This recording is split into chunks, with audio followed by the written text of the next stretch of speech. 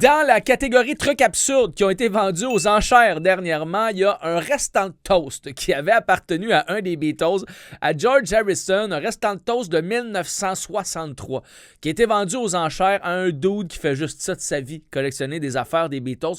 On n'a pas le montant exact de cette transaction-là, mais en 1991, le même morceau de toast avait été vendu avec une lettre d'amour de John Lennon à son ex-femme pour 94 000 $. Ça fait un genre de 223 000 $ en argent d'aujourd'hui avec l'inflation. Et l'histoire derrière ça était un peu weird. C'était une fille de 15 ans qui se promenait chez George Harrison, puis c'est pas une affaire de pédophile, de vedette d'Hollywood, là. C'est juste que c'est un ami de la famille. Elle a participé à un déjeuner, puis à un moment donné, George s'est levé pour aller faire d'autres choses, puis elle a juste ramassé sa toast.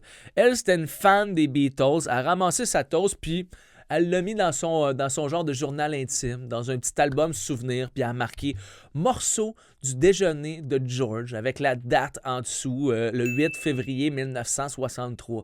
Ça a été encadré, puis tout le kit. C'est le même qui vendent ça aujourd'hui.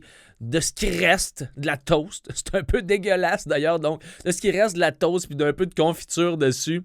Et d'ailleurs, le 8 février 1963, c'est une date un peu notoire dans le monde de la musique parce que c'était la veille du dernier show des Beatles au Cavern Club de Liverpool, qui est le berceau des Beatles. Le Cavern Club à Londres, c'est là où les Beatles ont joué comme 300 fois dans leur début de 1961 à 1963 avant d'exploser sa scène internationale, avant qu'ils se pointent ici aux États-Unis.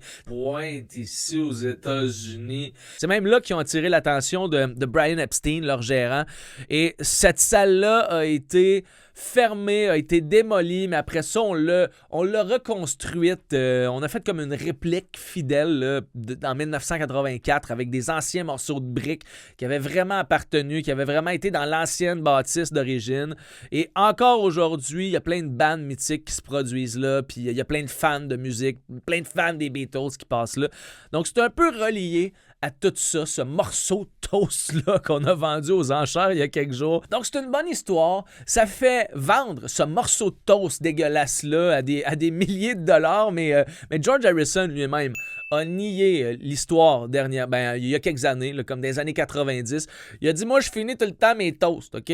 Jamais je finis pas mon déjeuner. Je le mange au complet. Donc, ça n'a pas rapport, cette histoire-là. C'est absurde que le monde se vende des affaires de même. C'est des innocents. C'est à peu près ça qu'il a dit, en gros. Puis c'est pas rare là, qu'il y ait des affaires des Beatles de même qui se vendent à un prix de fou. En 2023, il y a une guitare qui avait appartenu à John Lennon qui s'est vendue 2,9 millions de dollars. C'était une Gibson J160E de 1962.